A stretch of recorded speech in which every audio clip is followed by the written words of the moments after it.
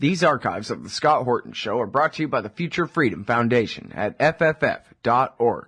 Join the great Jacob Hornberger and some of the best writers in the libertarian movement like James Bovard, Sheldon Richman, Anthony Gregory, Wendy McElroy, and more for a real individualist take on the most important matters of peace, liberty, and prosperity in our society. That's the Future Freedom Foundation at fff.org. Hey y'all, Scott Horton here. After the show, you should check out one of my sponsors, wallstreetwindow.com. It's a financial blog written by Mike Swanson, a former hedge fund manager who's investing in commodities, mining stocks, and European markets. Mike's site, wallstreetwindow.com, is unique in that he shows people what he's really investing in, updating you when he buys or sells in his main account. Mike's betting his positions are going to go up due to the Federal Reserve printing all that money to finance the deficit. See what happens at wallstreetwindow.com. And if you'd like to sponsor the show too, let me know at scott@scotthorton.org.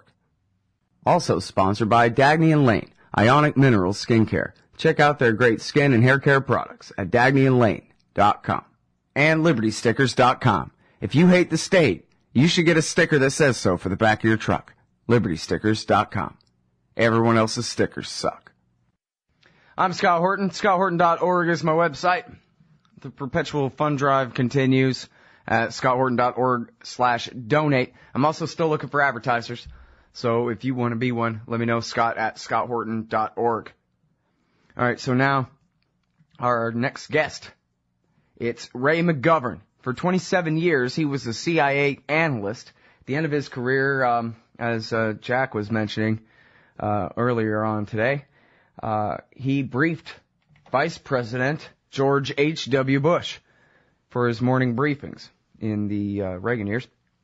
And he's the co-founder of Veteran Intelligence Professionals for Sanity. He writes at consortiumnews.com, which is the website of the great Robert Perry. And he also has a website at raymcgovern.com. Welcome back to the show, Ray. How are you? Thank you, Scott. Doing well. Good. Very happy to have you here. Tell me, why do they hate us? Well, they hate our freedom, and they hate our democracy, and they hate that we have Walmart and all that stuff.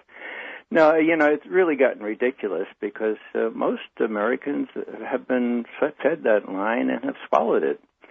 It's not that they hate our freedom. It's, of course, that they hate our policy. They hate what we're doing in the Middle East.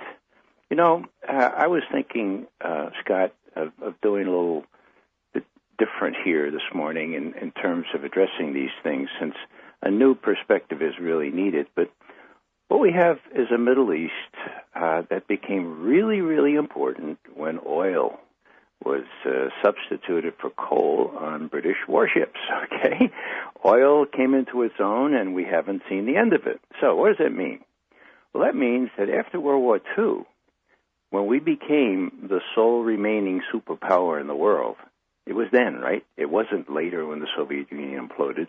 We escaped from the war with lots of casualties, but no real damage to our country. We were the only one left, okay? So the policy devised was concretized in the first policy paper of the newly established Policy Planning Council of the State Department. It was written by a fellow who used to be my idol. His name is George Kennan. And he was my idol because he was the best Soviet expert in the world, and that was my field of studies. Now, what did Kennan say in that first policy document? And this is relevant. You're talking about NSC 68? That's it. Well, I'm not. No. This was a policy planning document 1-1. Okay, 1947. Here it is. Okay.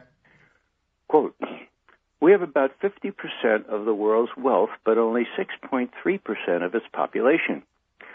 Our real task in the coming period is to maintain this position of disparity. Now, to do that, we're going to have to dispense with all sentimentality and daydreaming. We need not deceive ourselves that we can afford the luxury of altruism. We should cease to talk about vague, unreal objectives such as human rights, the raising of living standards, and democratization. The day is not far off when we will have to deal in straight power concepts, period, end quote. Now, that has been our policy since then, and that is why we're in the Middle East big time. oil, natural gas primarily. And, when our president says, as he did, I guess, in his big address there at the beginning of the year, we are the sole indispensable nation, right? Well, what does that mean? That means that, ipso facto, every other nation is, you got it, dispensable. And, for Hillary Clinton to be talking about democratization and we're pushing democracy here and there, against this kind of background, which is so blatantly obvious to anyone who looks at Iraq, anybody who looks at even Afghanistan and now Iran, it really doesn't ring true. And so what the American people need to know is that there are big troubles in the Middle East. We're no longer near as able to handle them, if that's the right word, as we were before, and we got trouble coming down the road, not only in Libya, but in all these other places that don't hate us. I mean, the Iranians, they like Americans. They hate our policies, and they hate what our policies lead them into, which is a lot of misery. All right, now, I hate to interrupt here, and I don't really want to take you off a track of what you're saying. Of course, I agree with every bit of it, but I just wanted to point out how mistaken and just ignorant and wrong Kennan's theory was. That actually mercantilism had been debunked by Adam Smith as necessary for the health of a nation back in 1776. And Kennan is basically talking like an old royalist, not any kind of American at all. Well, in many respects, I've learned more recently, Kennan was a patrician royalist. I mean, he hung around Princeton. He was well born, so to speak. He had a silver spoon in his mouth. And even though his policy toward containing the Soviet Union after the war was a smart one, why containment is dismissed now as not a good idea is beyond me. But he did have this aversion to thinking of little brown people with bare feet, that they could measure up to us. And it's as long as we need to control half of the world's resources, we couldn't worry about them. We couldn't worry about it. And so, Adam Smith was great. He also talked about constraining the open market. All this business about Smith. Well, he had an eye for the downtrodden people, for the workers. But the patricians like Kennan apparently didn't, and that's been the policy ever since, and people don't realize that. Yeah, I wish I had a good footnote for where people could find the archive of this, but there is a great clip. Oh, I know where it is. It's Norman Solomon and War Made Easy. He's got such great archival footage in there. And one of the clips is Dwight Eisenhower saying, in a word, look, if the communists take over Vietnam, we'll have to pay the market price for tungsten. And we don't want that, That's basically what he's saying. That was a real bummer. Anyway, so this is why America inherited the Middle East, is because somebody's got to secure that oil. By the way, everybody hates the Coke so much. Well, the Cato Institute showed back in like 1995 or something, back when Clinton's empire was cheap compared to this thing. They said we spend more, quote unquote, securing the oil in the Middle East than we actually spend on oil in the Middle East. The whole thing is so obviously destructive and self-destructive. It's ridiculous. Yeah, when the Martians, who will inevitably take over this planet in about 100 years, when they write the history book, it's going to be really embarrassing how dumb we all were. Exactly. Oh, those Americans. That Jean-Luc Picard picture with the face palm there. Just ridiculous. Okay, so now back on subject here. You mentioned that they don't hate us. Pretty broad terms and whatever, but I just wanted to prove you right. There's a great book by the Gallup poll. And they did an entire book, a more than year-long survey in every predominantly Muslim country in the world. I don't even think all majority Muslim countries, but anywhere where there's a real big plurality of them even. They went and surveyed Muslims everywhere who all said, of course, they love America. They all wish they were as free as Americans are in their crappy country where they happen to be stuck, and they don't have a problem with any of that stuff. What they have a problem with is the Marine Corps and the CIA drone pilots. Yeah, already it had been changing even before George Bush came into office. I remember my CIA colleagues back in 2000, really, pointed out that a recent polling in the Muslim states indicated that there was a real groundswell of opposition to U.S. policies, and that the U.S. was coming across as arrogant, self-centered, and completely oblivious to human rights. In other words, it's a direct descendant of the first policy planning paper. And that was presented to the Bush administration as they came in, and it formed the backdrop of the more sensible analyses of what was going on in the Middle East, and to include places like Iraq and Iran. Nobody paid any attention to it, as we all know. When Cheney was, even before he picked himself to be vice president, when he was head of Halliburton, he made a speech, open speech, and he said, I really resent people criticizing us for not developing new sources of oil. Now, most of you should know that the real prize, his term, the real prize lies in the Persian Gulf. And a lot of those regimes there are not friendly to us, end quote. That was 1999. Well, as soon as he got in with George Bush, they were going after Iraq no matter what happened, even 9/11 aside. And so, the whole thing was about oil and what were perceived to be Israeli interests. And then, of course, the general strategic objective of having permanent, well, I'm not supposed to say permanent anymore, enduring military bases, right, in Iraq, in Afghanistan. And that pipe dream is still alive, even though our ability to maintain that kind of thing is diminished. Yeah. Well, now, Robert A. Pape, he's the professor at the University of Chicago who wrote first Dying to Win, the Strategic Logic of Suicide Terrorism, and then a follow-up, Cutting the Fuse, which incorporated all the data from Iraq and all kinds of stuff. Basically, he's the guy that says, he shows with the numbers that suicide terrorism is a problem of foreign occupation. And the differenter the occupiers from the occupies, the more likely you're going to have suicide terrorism as a result.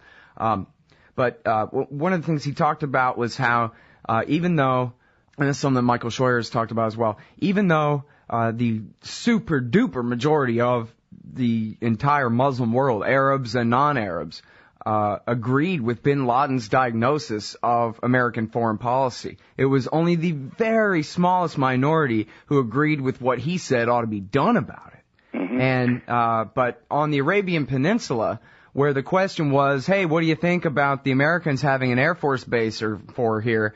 The answer was 9, and of course they didn't ask any ladies, although I don't know why they would have answered any different, but the male population of Saudi Arabia said by 91%, we want those bases out of here. So just because the king says it's okay might be enough for the American politicians to tell themselves that it's not a problem. But you know what? Even Lloyd Benson, I don't know my footnote for this, but Lloyd Benson, the old Texas oil guy and Dukakis's running mate in 88, he warned George H.W. Bush back in 1990, don't put troops in Saudi Arabia. You're going to drive the crazies crazy there. Don't do it. That was back, when they first invaded Kuwait. That was the warning from Lloyd Benson. So it fell on deaf ears. But they could have, should have known all along. Maybe they did and thought, well, great, we'll just, have a better excuse to intervene more later on. Yeah, probably the people they talk to in Saudi Arabia tell them, well, everything's under control. There are 91% people against a lot of what we do, but hey, we have your well-trained CIA guys training our guys, and we keep the lid on here.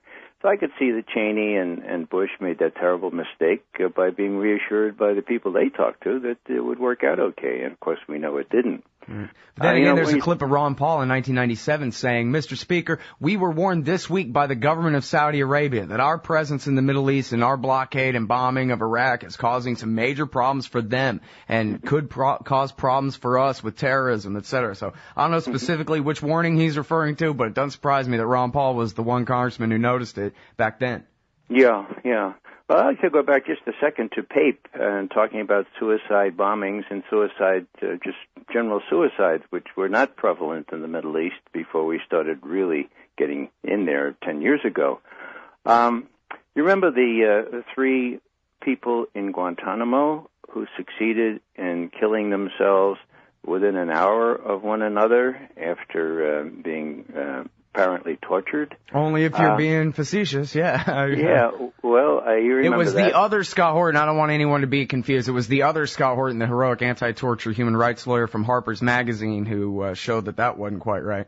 Yeah. Now, the point of my saying that is that what was the reaction of the commandant down there at Gitmo? And they're trying to make us look bad. Well, it was worse than that. This is a prime example of asymmetrical warfare being waged against the United States.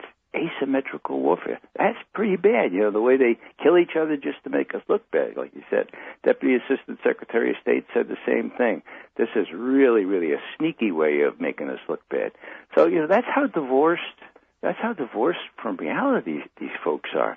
They're not able to see that it's our policies.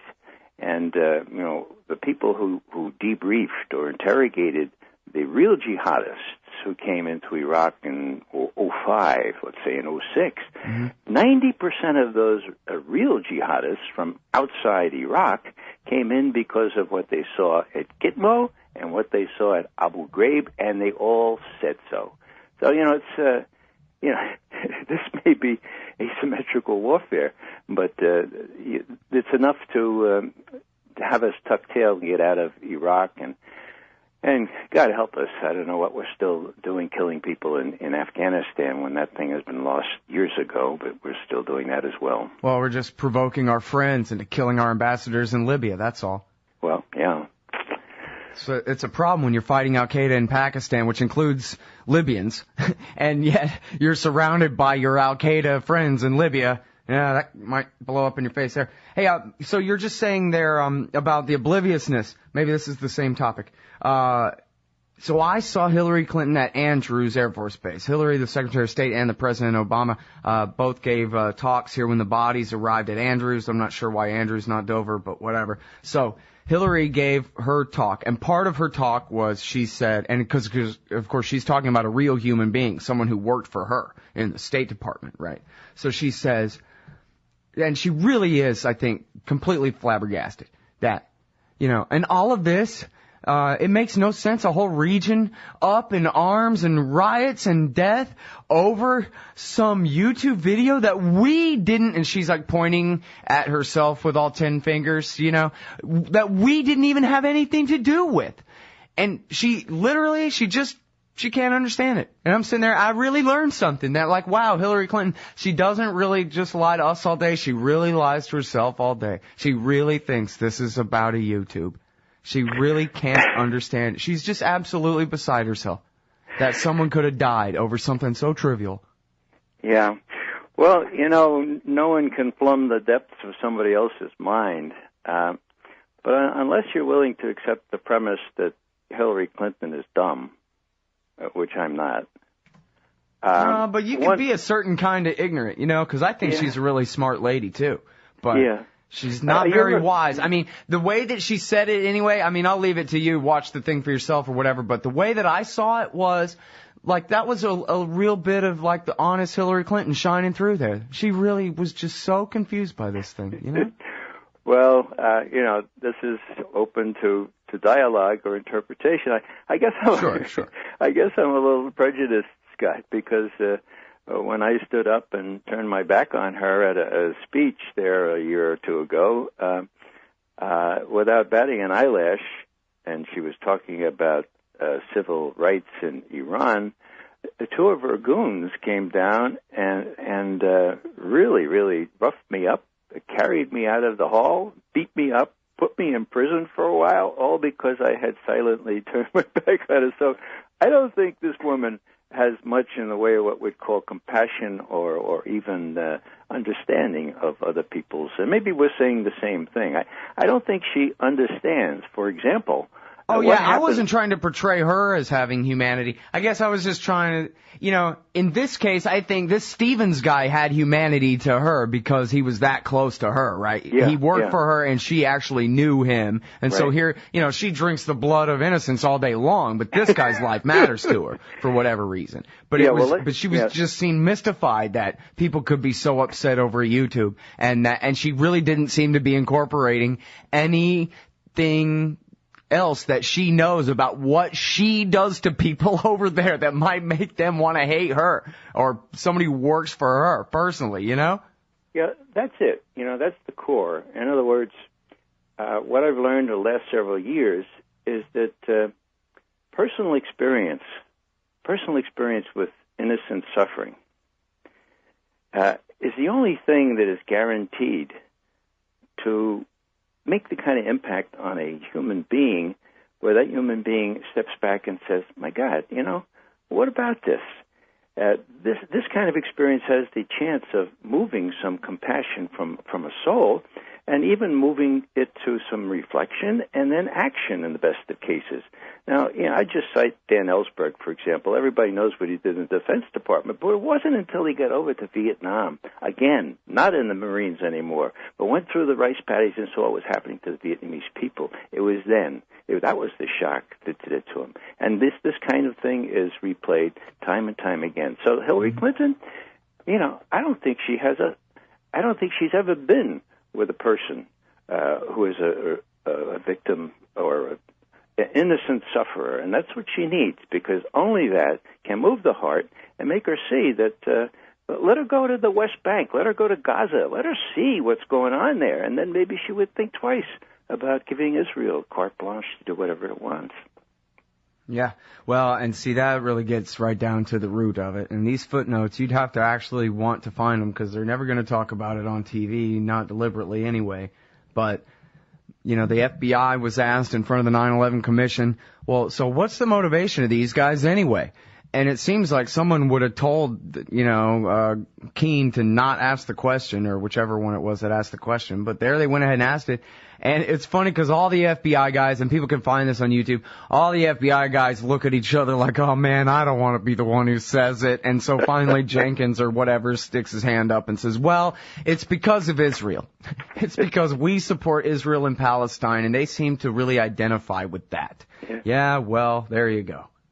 Yeah, I watched that intently, and a fellow I know we used to work with, the CIA, was the first one to sort of swallow hard and turn and look to his right to all the other panelists saying, please, God, please move one of these people to answer because I can't. It was just so bad, So, yeah. Hey, I got another anecdote like that, and I think it's important, actually. It's from the book Perfect Soldiers by Terry McDermott, a LA Times reporter.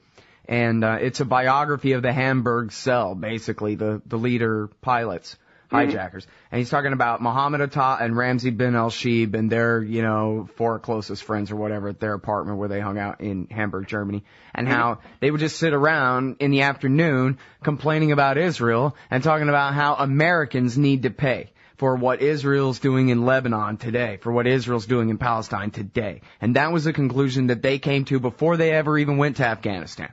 Mm-hmm. Well, that plays out in many ways. Even if you look at two of the people that did terrorism or tried them. Now, I'm thinking about the Jordanian doctor, who wanted to go to Gaza after the Israelis had murdered 1,400 civilians, suffered only 4 or 10, I guess it was, losses themselves. And he wanted to go minister to the people in Gaza. And instead, the Jordanian Secret Service, in liaison with our own, said, no, so you want to go to Gaza? Well, no, we want you to go to Afghanistan because you have a good way of, you can infiltrate Osama bin Laden's cell there. And, so he gets he says, well, okay, sure, I'll do that. So he goes. And he gets himself ingratiated with it. Then he lets a little message out to CIA folks, hey, I could come to host in Afghanistan and give you the real lowdown on what's going on with Osama bin Laden. Now, the amateurs at CIA said, wow, oh, man, this is 2 promotions, yeah, let's get him. So he goes to host, and he blows up 8 CIA officers and the Jordanian guy with him. Now, why did he do that? He did that because of Gaza. Now, the Israelis were the ones that bombed the hell out of Gaza, yes, but he knew. He was an educated MD doctor. He knew that the Israelis would not do anything like that unless they had carte blanche from, in this case, George Bush, and Obama didn't say diddly either. 3 weeks of this havoc, and nobody said anything. So he said, well, okay, these guys want to, quote, recruit me, end quote.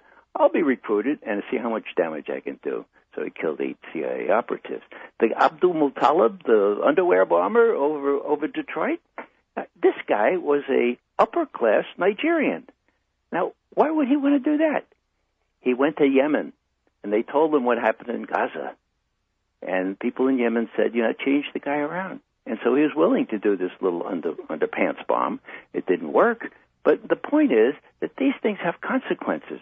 Little consequence, well, not so little, but, medium-scale consequences, and then very large ones, and we're not through it. For the end of the week, we're going to see more of the very large ones. Yeah. Well, Faisal Shahzad, look at his case, it'll blow you away. I mean, this guy was an American. He wasn't a Nigerian who was hanging out with some crazies in Yemen. He was an American, had a big house and a wife and an education and a good job with a higher salary than I'll probably ever make in my life. And he was doing just fine with his American dream and his freedom and ability to vote in primary elections if he wanted to, like that matters, and that kind of thing. And then he went to Pakistan, and he saw firsthand the results of American drone strikes on, people from, I guess, his, uncle's tribe's neighborhood or whatever the hell. And then he volunteered as a soldier on their side. Had nothing to do with, he found a closer relationship with Mohammed or whatever the hell. It was all about simply he joined up as a soldier in the war for them.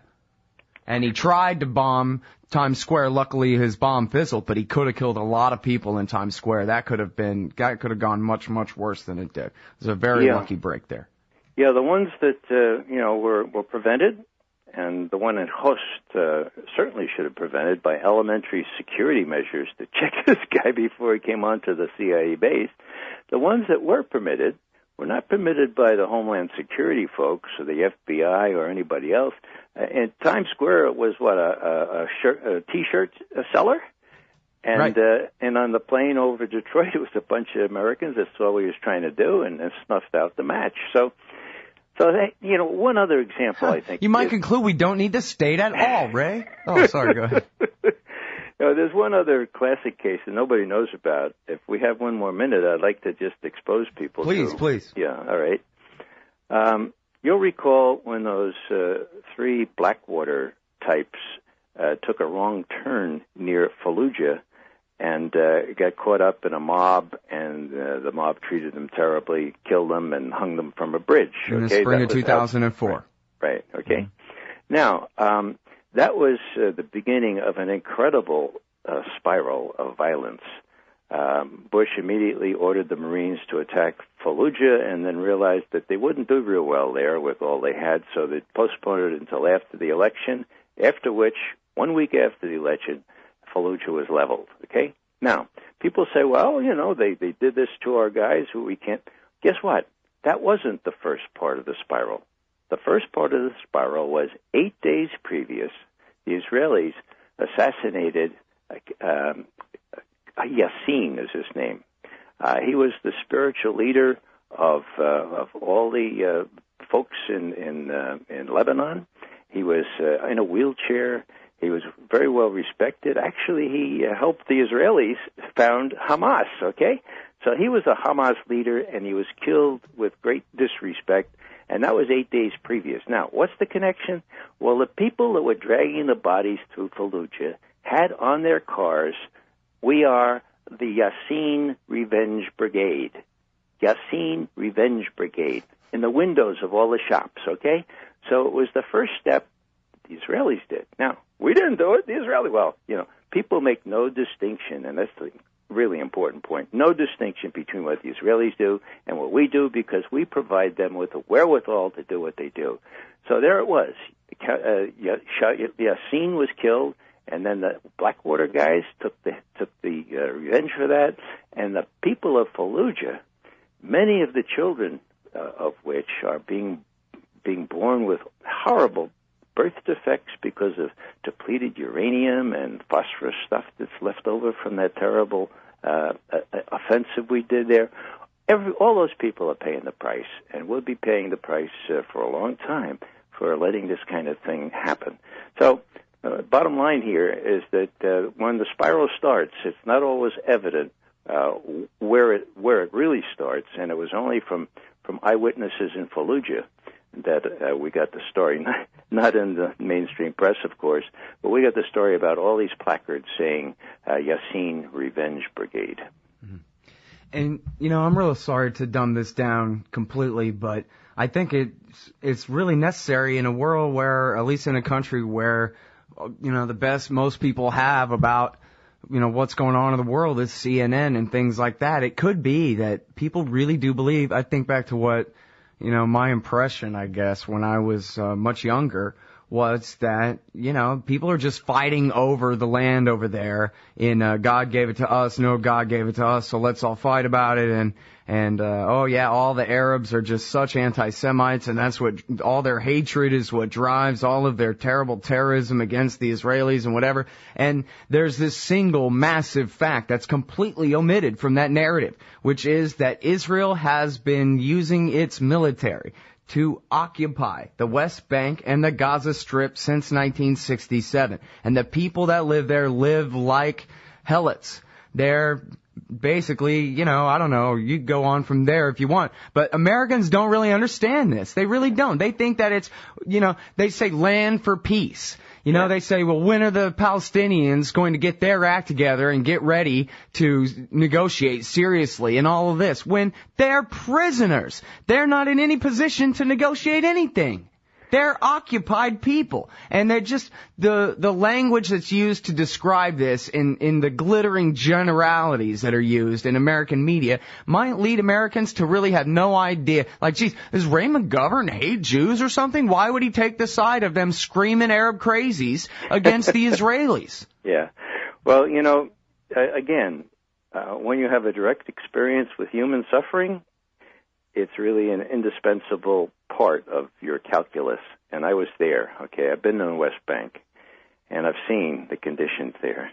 But, Jerry, a very short story here. We went up on these superhighways that only tourists and Jews can use. Went up to one of the top of the hills of these glistening alabaster cities, okay?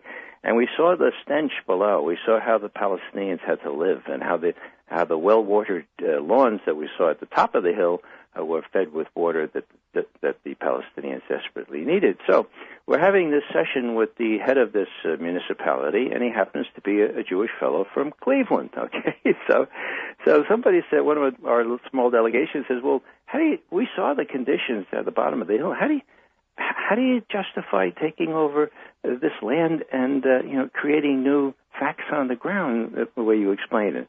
Well, the Cleveland fellow says, "Look, it's very simple." And he picked up his Bible. He says, God promised us the promised land. It's our land. It's about the land, okay? He says, Deuteronomy 15:4, you shall have the promised land.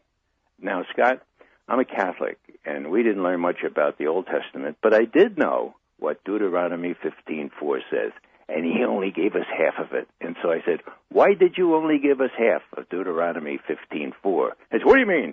I said, read the rest of it. The rest of it says, so that there shall be no poor among you. In other words, it was a deal. It was a covenant. You shall have some land if you treat people with justice. And that kind of deal, both sides need to live up to that. And he disputed. No. God says all about the land. So, but that sort of crystallized for me how people can distort what they see in Bibles and other the Quran and everything else to justify just about anything their own selfish hearts desire, and without any compassion, without any. I'll bet he never goes to the bottom of the hill. I'll bet he's never been in a Palestinian home. Without that, you can't really make intelligent, cogent, and ethical decisions. Yeah, and if he can't, then what's somebody in the middle of Colorado or someplace supposed to know or do about it? Yeah, get it right. That's the worst part. Yeah. I just picked Colorado because it's in the middle. I don't know. All right. Thanks so much for your time, Ray. It's always great to talk to you. I really appreciate it. You're welcome, Scott. Goodbye now.